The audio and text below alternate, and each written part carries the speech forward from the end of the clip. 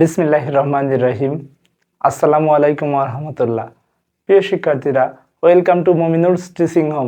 প্রিয় শিক্ষার্থীরা, এই ভিডিওটি দ্বারা তোমাদের নবম শ্রেণীর বিজ্ঞান বইয়ের সপ্তম অধ্যায় রাসায়নিক বন্ধন এই অধ্যায়ের একটি গুরুত্বপূর্ণ অংশ ধাতু নিষ্কাশন, যেটা 122 পৃষ্ঠায় তোমাদের দেওয়া আছে, এটা আলোচনা করা হবে। মূলত এই ভিডিওয়ে আমরা ধাতু নিষ্কাশন নিয়েই আলোচনা করব, তাই বাড়তি কথা না বাড়িয়ে চলে যাচ্ছি মূল ভিডিওর আলোচনা অংশে। Audio Jungle.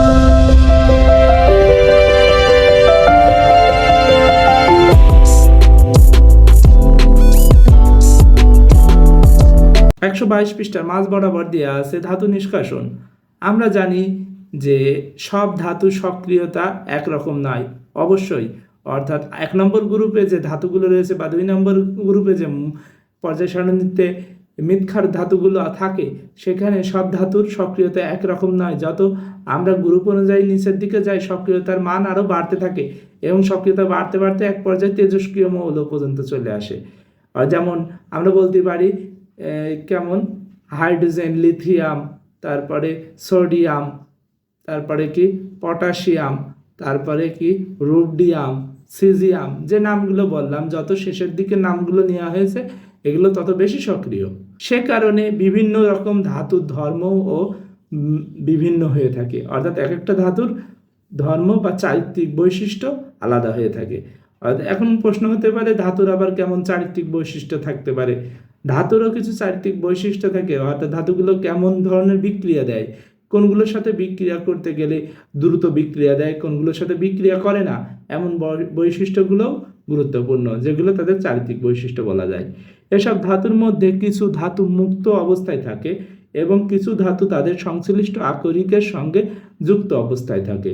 অর্থাৎ এই ধাতুগুলো যখন আমরা কৃত্রিমভাবে কি খনন করে বা মাটি খনন করে বা বিভিন্ন আমাদের হচ্ছে কি খনি থেকে, অর্থাৎ এই ধাতুগুলো খনি থেকে উত্তোলন করা হয়, তখন এগুলো পরিষ্কার অবস্থায় পাওয়া যায় না। এই ধাতুগুলো আকরিকের সাথে যুক্ত অবস্থায় থাকে।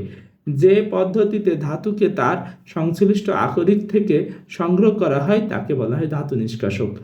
এক কথায় ধাতুগুলোকে যে প্রক্রিয়ায় বা পদ্ধতিতে ধাতুগুলোকে আকরিক থেকে পৃথক করে বিশুদ্ধ করা হয়, সেটাই হচ্ছে ধাতু নিষ্কাশন প্রক্রিয়া। এই ধাতুগুলোকে আকরিক থেকে পৃথক করতে নির্দিষ্ট কোনো প্রক্রিয়া নেই, সেই কারণে ভিন্ন ভিন্ন ধাতুর নিষ্কাশন প্রক্রিয়া ভিন্ন। অর্থাৎ এক একটা ধাতুর জন্য এক এক রকম পদ্ধতি লাগে, কারণ এদের গলনাঙ্ক স্ফুটনাঙ্ক আলাদা আলাদা হয়। যে সমস্ত ধাতু কম সক্রিয়, যেমন সোনা Au, অরাম, প্লাটিনাম Pt, রূপা, সিলভার, এখানে কখনো কখনো প্রকৃতিতে বিশুদ্ধ অবস্থায় পাওয়া যায়। এগুলো অনেক সময় প্রকৃতিতে স্বাভাবিকভাবে বিশুদ্ধ অবস্থায় পাওয়া যায়। আবার অধিক সক্রিয় ধাতুগুলো তাদের অক্সাইড, সালফাইড, নাইট্রাইট, কার্বনেট ইত্যাদি যৌগ হিসেবে প্রকৃতিতে পাওয়া যায়।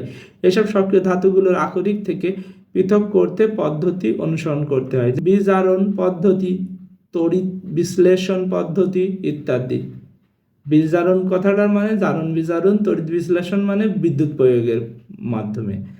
এরপরে বলা হচ্ছে ধাতুগুলো তাদের আকরিক থেকে পৃথক বা নিষ্কাশন করার জন্য আকরিক চূর্ণ, বিচূর্ণ অর্থাৎ ভেঙে ফেলা, ঘনীভবন অর্থাৎ কি শীতলীকরণ বা ঠান্ডা করে জমানো, বিশুদ্ধকরণ পরিষ্কার করা, অপদ্রব্যগুলো আলাদা করা ইত্যাদি বেশ কিছু ধাপ সম্পন্ন করতে হয়। প্রত্যেক ধাতুর ধর্ম বা বৈশিষ্ট্যের উপর ভিত্তি করে সে ধাতুর জন্য উপযোগী ধাপসমূহ অনুসরণ করে তাদেরকে সংশ্লিষ্ট আকরিক থেকে পৃথক বা নিষ্কাশন করা হয়।